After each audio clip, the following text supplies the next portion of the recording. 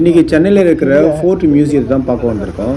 இந்த மியூசியம் வந்து 1644 கட்டப்பட்டிருக்காங்க. அது ஒட்டுமொத்தமாக ஆங்கிலேயர்கள் காலகட்டத்தில் கட்டப்பட்ட பில்டிங் தான் இது. இது எப்போ மியூசியமாக கன்வெர்ட் பண்ணியிருக்காங்கன்னா 1946 முடிவு பண்ணியிருக்காங்க. ஆக்சுவலாக 1947 சுதந்திரம் வரப்போகுதுன்றது இந்தியர்களுக்கு தெரிஞ்சிச்சா என்னன்னு தெரியல, இல்லை ஆங்கிலேயர்களே சொல்லிட்டாங்களா தெரியல. அந்த நேரத்தில் இதை பண்ணி 1947 இந்த மியூசியத்தை உருவாக்கியிருக்காங்க. 25 ரூபாய் என்ட்ரி டிக்கெட்டு. நம்ம தலைமைச் செயலர் இருக்கு இல்லைங்களா, அது உள்ள சைடு வழி ஒன்று இருக்கும். அந்த வழியாக போனீங்கன்னா ஜென்ரல் செக்அப்லாம் பண்ணுவாங்க. ஏன்னா தலைமைச் செயலகன்றதுனால உங்களுக்கு பேக்லேருந்து எல்லாமே ஃபுல் செக்யூர்டான ஸ்பேஸு எல்லாம் செக் பண்ணிவிட்டு உள்ளே அனுப்புகிறாங்க. அங்கே போனீங்கன்னா QR கோடு ஒன்று ஸ்கேன் இருக்கும். அதை ஸ்கேன் பண்ணிங்கன்னா ஆன்லைன் டிக்கெட் மூலிமா தான் நீங்கள் உள்ளே போய் ஆகணும். இந்த மியூசியத்தில் ஸ்பெசிஃபிக்காக என்னென்னு பார்த்தீங்கன்னா, அந்த கோட்டை முழுவதும் சிதறி கடந்த பீரங்கி குண்டுகள், கையெறி குண்டுகள், அப்புறம் கவசங்கள், இந்த வெள்ளைக்காரங்களாம் யூஸ் பண்ணியிருப்பாங்க இல்லைங்களா, அந்த கவசங்கள், அப்புறம் ஆங்கிலேயர் யூஸ் பண்ண வாள், சின்ன சின்ன கன்னு, பீங்காம் பொருட்கள், பழைய பைபிள்கள், ஒட்டுமொத்த கோட்டையோட சுற்றளவு மினியேச்சர்னு சொல்லுவாங்க இல்லைங்களா, குட்டி கட்டிட வடிவமைப்பு, அது இருந்தது. அப்புறம் நிறைய சிலைகள்லாம் இருந்தது. அவங்கவுங்க பேரெல்லாம் மென்ஷன் பண்ண மாதிரி ராணி, ராஜா, அந்த மாதிரி பேர்லாம் மென்ஷன் பண்ணி சிலைகள்லாம் இருந்தது. பார்க்க ரொம்ப அழகாக இருந்தது.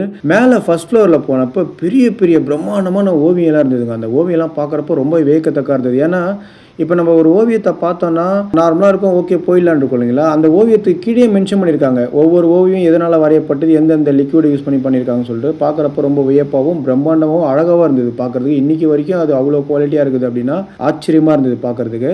அந்த ஓவியத்துக்கு பக்கத்தில் இன்னும் சின்னதாக ரூம் மாதிரி இருக்குது. அங்கே போனீங்க அப்படின்னா புகைப்படம் வராத காலகட்டத்தில் ஊரில் எப்படி இருக்குன்னு சொல்லிட்டு வரைஞ்சி நம்ம ஓவியம் வைப்போம் இல்லைங்களா, அந்த மாதிரி சென்னையை சுற்றி வணிகம் பண்ணுறது, அப்புறம் மீனவர்கள், அப்புறம் ஒட்டுமொத்தமாக அந்த சின்ன சின்னதாக ஓவியம்லாம் பண்ணி வச்சுருந்தாங்க. அதை பார்க்க ரொம்ப அழகாக இருந்தது. அது பேரை மென்ஷன் பண்ணியிருக்காங்க.